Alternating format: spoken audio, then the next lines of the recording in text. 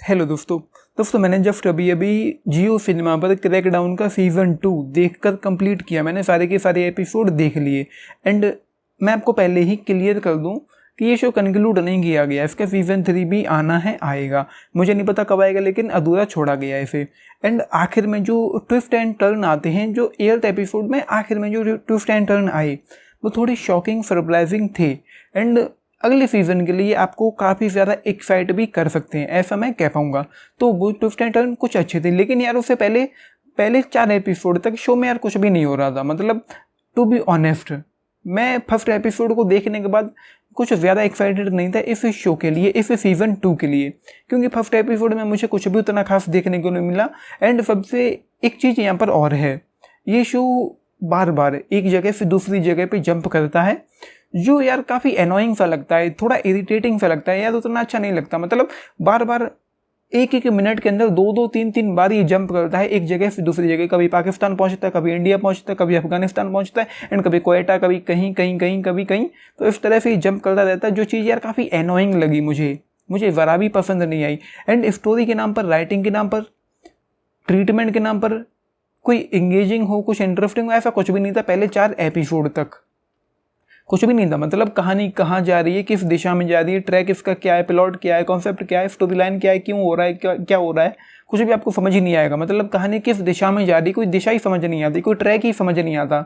And वहाँ पे कुछ भी ज़्यादा इंटरेस्टिंग एंगेजिंग नहीं हो पाता जिसके साथ आप कनेक्ट कर पाओ, रिलेट कर पाओ, जो आपको कहीं से भी ज़रा सा भी इंटेंस लगे, एक्साइटिंग लगे, थ्रिल लगे, कोई टेंशन लगे, कुछ भी नहीं था। पहले 4 एपिसोड तक कुछ भी नहीं था। हाँ, 4th एपिसोड में थोड़ा थोड़ा मुझे इंटरेस्ट आना शुरू हुआ। एंड 5th एपिसोड और 6th एपिसोड मैं कह पाऊंगा कि इस सीजन के सबसे अच्छे एपिसोड्स हैं, 5th और 6th।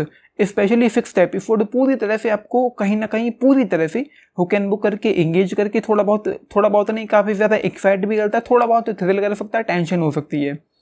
तो ये सिलसिला 5th एपिसोड आधे निकलने के बाद शुरू हुआ एंड 6th एपिसोड काफ़ी अच्छा था, मैं ऐसा कह पाऊंगा। लेकिन उससे पहले यार यहाँ पर इस शो में कुछ भी खास नहीं है। एंड 7th एपिसोड में जाके लगा कि चीज़ें क्लियर हो, मतलब कंक्लूड हो गई। तो मैंने सोचा यार 7वां एपिसोड अभी चल रहा है एंड 8वां आना बाकी, तो 8वें में क्या दिखाया जाएगा, क्योंकि 7th एपिसोड में आपको लगेगा कि चीज़ें कंक्लूड हो गई, खत्म हो गई, कुछ भी नहीं बचा।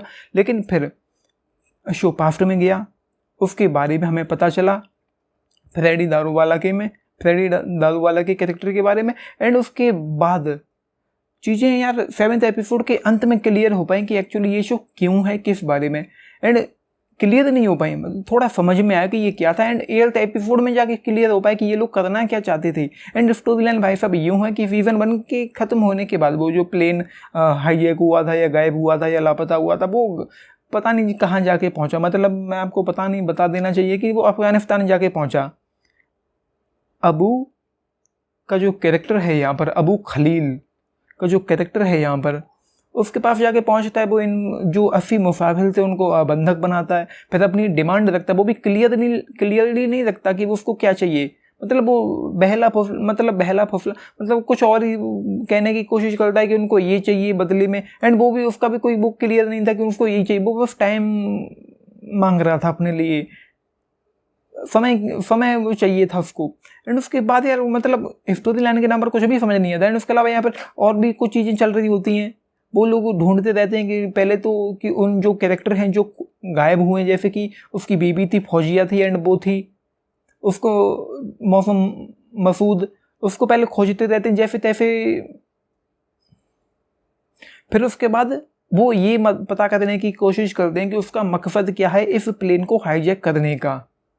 तो इसमें सारा सब कुछ निकल गया। फिर उसके बाद उस तक पहुंचना कैसे है, किस तरह से पहुंचना है, इन चीज़ों में 5वां 6ठा एपिसोड निकल गया। लेकिन उसके बाद यार मतलब यार कुछ भी नहीं था। स्टोरी लाइन, कॉन्सेप्ट के नाम पर, ट्रीटमेंट के नाम पर, पोटेंशियल के नाम पर, ड्रामे के नाम पर, मसाले के नाम पर कुछ भी खास नहीं था। एंड इंटेंसिटी, एक्साइटमेंट 5वें 6ठे एपिसोड में फील होती है, लेकिन उसमें भी वो वाली बात नहीं थी। तो 5वां 6ठा एपिसोड मुझे डिसेंट लगा, थोड़ा अच्छा लगा। एंड लास्ट एपिसोड में अंत में जाकर थोड़े ट्विस्ट एंड टर्न आए।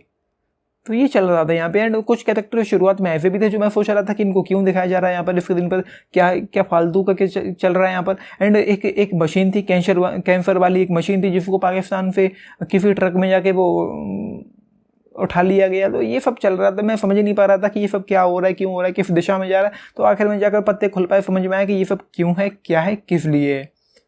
तो ये सारी चीज़ें यहाँ पर है, मतलब writing, story line, story telling, presentation, execution मुझे अच्छा नहीं लगा।